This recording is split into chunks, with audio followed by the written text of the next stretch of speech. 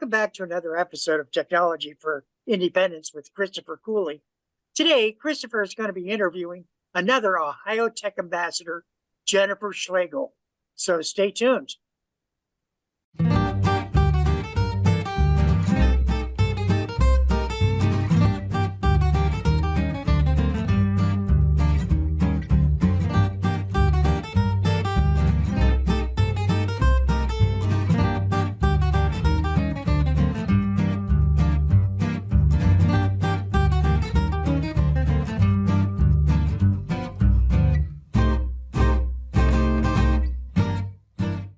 Welcome back to another episode of Technology for Independence with Christopher Cooley. Christopher Cooley is a Ohio Tech ambassador who works with various different individuals and groups, educating them about how to use technology so that they become more independent. Chris, it's always a pleasure talking with you. My pleasure to be here, Patrick. Today we're going to talk with Jen. She has a lot of unique technology and assistive technology that I think is really unique because I've never heard of some of it or seen it. And it really helped me to realize that might be something that I might try and see if I could use it to help me in my daily life. And so Jen is one of the oldest tech ambassadors, and we want to just let her tell her story and go from there. Hello, Jen. Hey, everybody. Thanks for having me. So I'm Jen Schlegel, and the way I like to think about my life is that I wear a lot of hats, and most of them originally weren't on purpose. I am a biomedical engineer, originally from Coshocton, Ohio. I stumbled into starting an assistive technology company that makes assistive technology when I was in my undergrad at Ohio State. So I have 3 active projects that over the last 6 years have raised almost $1 million in funding and a patent, which is all very exciting. And so I'm a big lover of assistive technology. I have a very broad definition as to what that means to me. But alongside all of that, I'm one of the Ohio Tech ambassadors. I love talking about technology, but my love of technology really stems from my lived experience. So alongside all of the hats that I can wear professionally, I have spastic ataxic diplegic cerebral palsy alongside 14 other health problems that I've developed over time. Half of my health problems I developed while I was a student at Ohio State, and I like to joke that my health problems now read like we're reading the alphabet because they're pretty lengthy. I have a feeding tube to give myself nutrition. And my story starts with this, where I was a Christmas baby that was supposed to be an Easter baby. And technology has really been the way the world has been available to me. Because I learned very young that the world was not likely to easily accommodate itself to me, that I was going to need to figure out how to accommodate myself to the world. And that led me to being a lifelong problem solver, which then inadvertently led me to, now being a small business owner that I never intended to be. I use a lot of assistive technology. I like to joke about how I probably use about 75 different devices in an hour to get anything done, because I'm all about using whatever technology gets me to my goal. And so to me, that definition of assistive technology is very broad. It could be as simple as this duct tape helped me hold something down to get out the door, or something fancy like, hey, I just used a robot arm to 3D print something. With cerebral palsy, do you use a wheelchair or any kind of orthotic device? Sure, absolutely. Yeah. So I was definitely one of those miracle babies where they told my parents that they shouldn't expect anything from me, that I wasn't likely to live through the night, let alone do anything else. So they were told that I would never walk, talk, be independent, be ambulatory, etc. I have over time learned to walk 7 times, but I do walk independently. My mobility changes on a daily basis. So my mobility aids might range from I'm using a rollator, so a walker on wheels, one day to using a wheelchair the next to just trying not to trip and fall everywhere by myself. I kind of run the spectrum day to day as to what I use. I do have braces that I also occasionally wear. I have AFOs, so they run from my ankles to my knees when I choose to wear those. It's kind of a balancing act between, do I want my knees to hurt today or do I want my ankles to hurt today? Because my leg joints, no two of the three actually align. So when you were growing up and going to school, kids can be a little bit hurtful. How were you treated? That's a complicated question because as an adult, now looking back, I have a lot of empathy for the children that I grew up with. In some ways, parts of my community treated me very well, but in other parts didn't treat me well. I grew up in Coshocton, which is a very small town. And so, like, when I think of my high school experience, my freshman year of high school, I had double ankle surgery and was the only person in my high school who was using a wheelchair. And while certain sections kind of embraced that, and that year's yearbook, I'm holding every single like club side with my wheelchair and my silly casts. That was nice. But at the same time, like, yeah, people could be incredibly cruel. When you started with this question, the thing that popped out to mind to me was one of my fellow students, 7th, 8th grade. Their nickname for me that year was Limp Master 3000, because I have a fairly significant limp with one of my legs. And so things like that that are memorable where, yeah, people are, I find that a lot of it doesn't come from hatred, it comes from ignorance. And yeah, there was a lot of ignorance where I grew up around disability issues. But you seem to embrace that. How were you able to stay positive? Sometimes I wonder myself because I don't know most of the time, but I like to think that it has something to do with being resilient. My friends and family say that that's my defining characteristic, and I would agree, because, I had my first major surgery when I was 3.5. Subsequently, I relearned to walk all of those times. During the pandemic, I got to have the experience of what it's like to starve, as medicine around me tried to figure out why it was happening. So I've had some pretty unusual lived experiences that I think were very character building for me.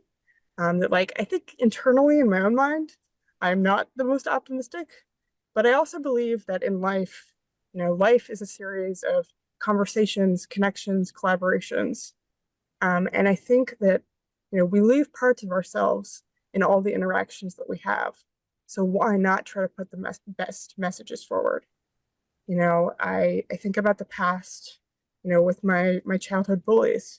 History is important, because if we don't remember it, we're doomed to repeat it. But I think if we put good messages forward, we can grow from those negative experiences. What kind of technology you like to use in your daily life?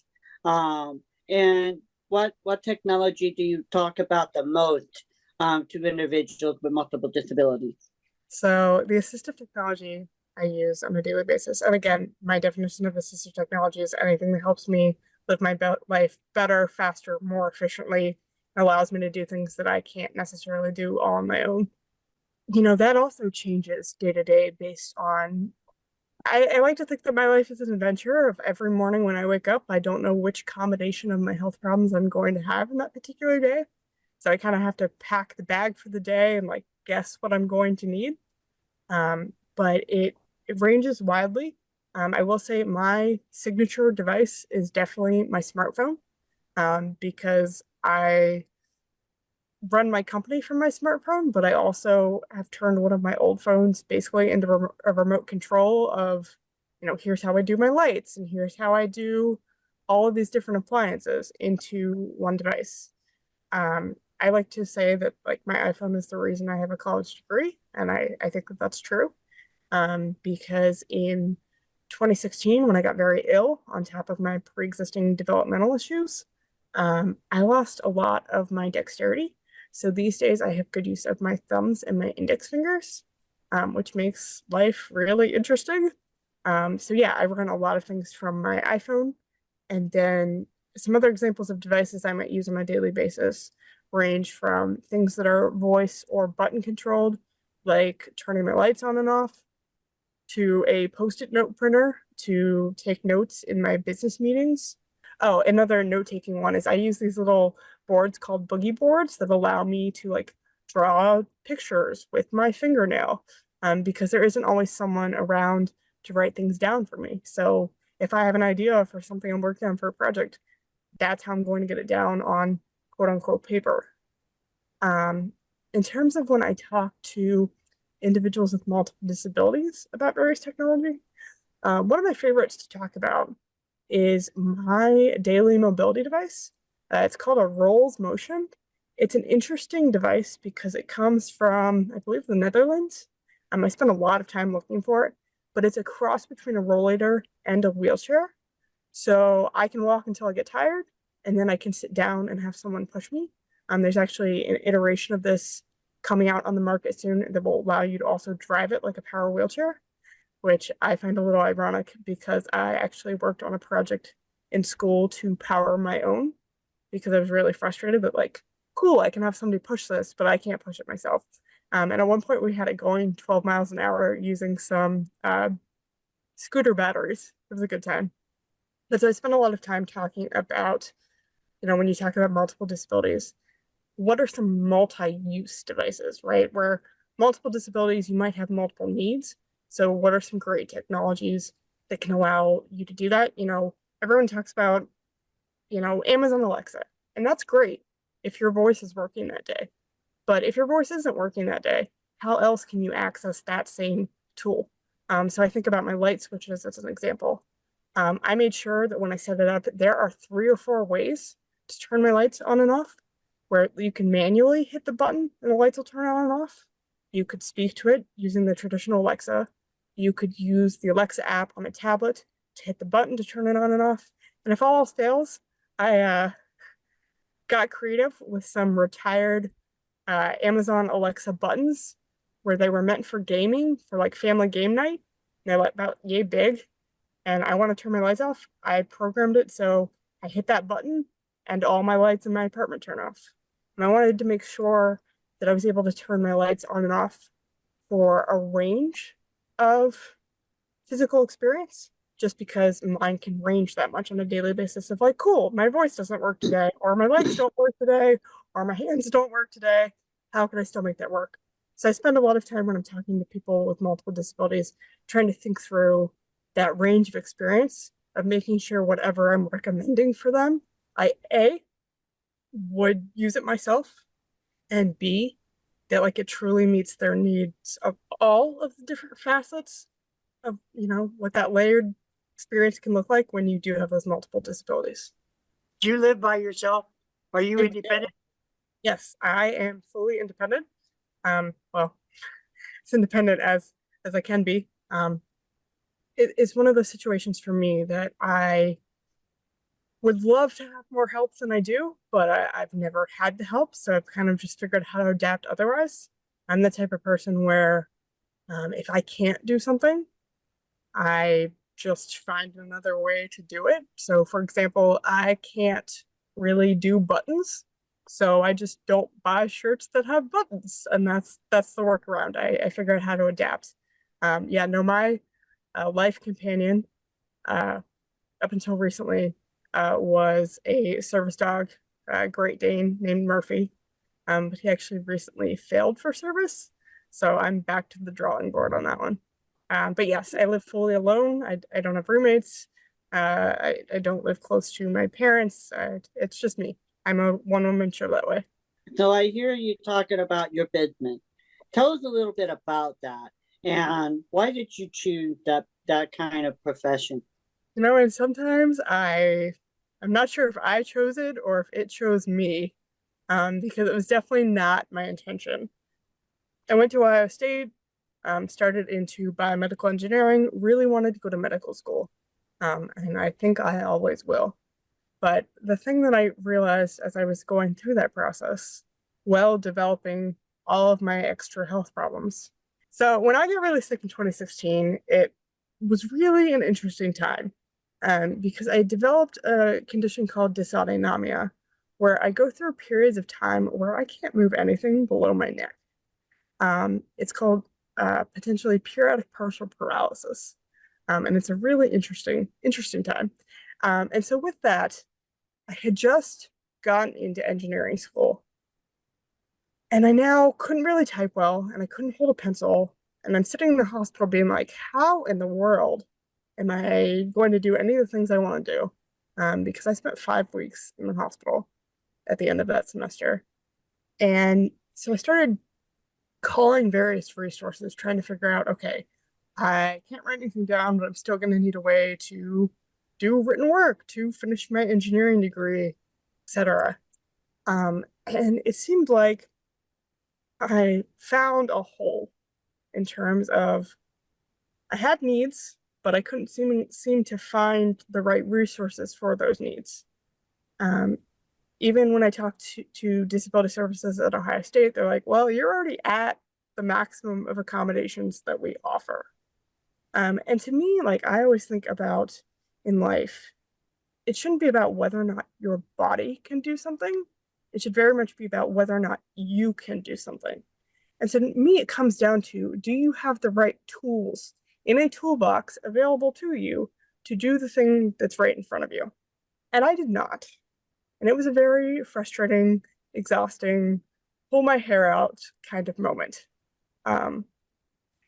And so I was just desperate to like, let me try to solve these problems that I'm having of like, I want to go write my homework so I can move on and graduate and contribute to the world, etc. Because I was spending hours just waiting for other people to write things down for me, which didn't seem to make sense. So in my desperation, I was trying to like throw darts of like, okay, let me try a whole bunch of things and something has to work, right? Well, one of the things that I tried was that I went to a bunch of weekend pitch events that were like business entrepreneurship focused. And I started throwing out like, hey guys, I have this problem in my daily life. I think I might know how to solve it. Can somebody help me? And my thought process was maybe one of the other students would help me pull something together in that weekend that like I could use as a basic tool to go back to class, do my homework, do these other things that I wanted to do. Well, it kind of took on a life of its own, where I didn't necessarily find teammates for that, but it seemed popular to the crowds that I was pitching to, where it was kind of the idea of like, hey, that's really cool. You should do that. You should go build that. Have some funding to go do that. And so it was really wild. In the span of like 6 to 9 months, it really kind of took on a life of its own, where by the time I was graduating from Ohio State, I had 3 technology projects that all had funding to go build these tools, because part of what I realized was it wasn't just me having these lived experiences. So my company, Beenabled, has the 3 active projects of trying to solve 3 very basic problems that I live on a daily basis that there don't seem to be enough tools in the toolbox for. So I have 2 that work on building workforce education tools for the limited dexterity community. So they're called Handicom and Handicode. They're siblings. And the idea is, how do you code if you can't use a keyboard? Handicode. And how do you do written work? Like I'm doing something in STEM, I want to draw a triangle, I can't hold a pencil. How do you do that? And so I designed touchscreen interfaces for both of those problems. Handicode now has a patent, and those are still both under development at the moment. But the idea is to help the limited dexterity community and anyone else who might want to code without using your keyboard. Because yes, speech to text is a great tool, but it's a tool in the toolbox, and the toolbox needs to be bigger, because speech to text is a great tool if you're using your voice. What if that's not an option? So I specifically tried to think about the limited dexterity community and, using very little use of your hands to do the same coding tasks you would do with a keyboard, where if coding is 100 keystrokes, you might be doing 5 taps instead. Then my big project is actually called 119, and it's very different than the other 2, but it's currently the one of mine that's getting the most traction. and part of why I'm in Portland, Maine today, of all places. But 119 answers this simple question of, if we were together right now getting coffee and I were to pass out in front of you, what would you do? Well, I think with a little bit of knowledge that I've gained, one of the first things to do is after making sure that you are in a comfortable position, call 911. Do you know if calling 911 is really what I want or what I need? No, but it's what I need because Oh, I don't have the expertise to deal with your medical situation. So I would need to have a medical person there. absolutely. Well, so for context, uh, that chapter of my life, 2015 to 2018, I had all kinds of health problems on Ohio State's campus, and I was getting the paramedics called for me all the time. As an example, in a 3-week period, I had 15 911 calls in 3 weeks. Wow. I Wow. needed one of the 15 calls because the other 14 were just daily, like this is just a normal medical event for me. But I see. everyone would get nervous and panic and like not know what to do. Right. So I saw the paramedics way too much, and it cost me a huge amount of money. And so that really triggered in my brain of like, there needs to be a better way for people with recurring health problems. Like, I have a history of this health issue, and like, this is just part of my life, to explain to the world around them, hey, this is totally fine. I need 5 minutes and a glass of water. Versus, hey, this is a little hard for me. I just need my inhaler out of my backpack, and please call my mom at this number. Versus, yes, I need paramedics. I need them right now, but please also tell them I have asthma and need oxygen. So when they arrive, they know what's happening. Oh, that's a good piece of equipment. Thank you. Well, so I had spent about 2 years trying to find like what can I buy off the shelf to solve that problem, and I couldn't find it. And as biomedical engineering student, I'm like, there's got to be a better way.